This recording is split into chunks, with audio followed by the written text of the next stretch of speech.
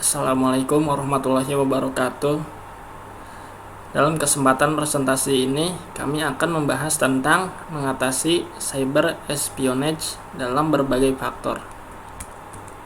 Perkenalkan, nama kelompok saya dari kelas 197C05, Dani Andrianto, dengan NIM 19200970, Devi Nur Cahyani 19200298, Fitri Wulandari 19200296, Fadli Yusuf Suarja 19200589. Latar belakang masalah.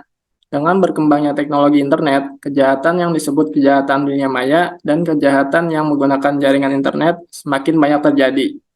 Cyber espionage adalah tindakan atau praktek memperoleh rahasia tanpa izin dari pemegang informasi pribadi, sensitif, kepemilikan, atau rahasia alam dari individu, pesaing, saingan, kelompok, pemerintah, dan musuh untuk pribadi, ekonomi.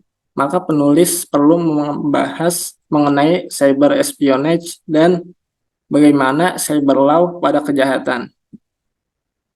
Landasan teori cybercrime. Cybercrime adalah kejahatan yang dilakukan dengan memanfaatkan teknologi internet.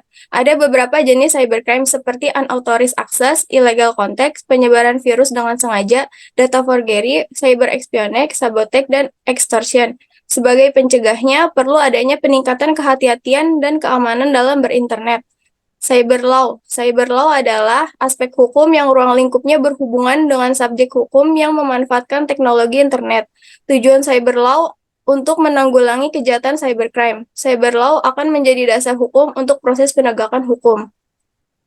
Pembahasan motif dari cyber espionage adalah mencari keuntungan dengan memata-matai jaringan komputer dari pihak sasaran berupa dokumen dan data rahasia yang disimpan dalam sistem komputer yang diperoleh tanpa izin. Penyebabnya, satu adalah faktor politik. Faktor ini biasanya dilakukan oleh oknum tertentu untuk mencari informasi tentang lawan. Dua, faktor ekonomi. Karena faktor ini orang biasanya melakukan apa saja terutama pada komunitas cyber. Tiga, faktor sosial budaya. Ada beberapa aspek untuk faktor ini yaitu kemajuan teknologi informasi, sumber daya manusia. Cara penanggulangan cyber espionage. Pertama, perlu adanya cyber law untuk menangani kejahatan yang terjadi di internet. Dua, perlunya sosialisasi yang lebih kepada masyarakat untuk dilakukan oleh lembaga-lembaga khusus. Tiga, perlu melindungi aset dan risiko yang terkait dalam operasional. Empat, menggunakan enkripsi untuk meningkatkan keamanan web yang menyimpan data-data penting. Lima, memperbaiki dan mengurangi kerentanan strategi pertahanan.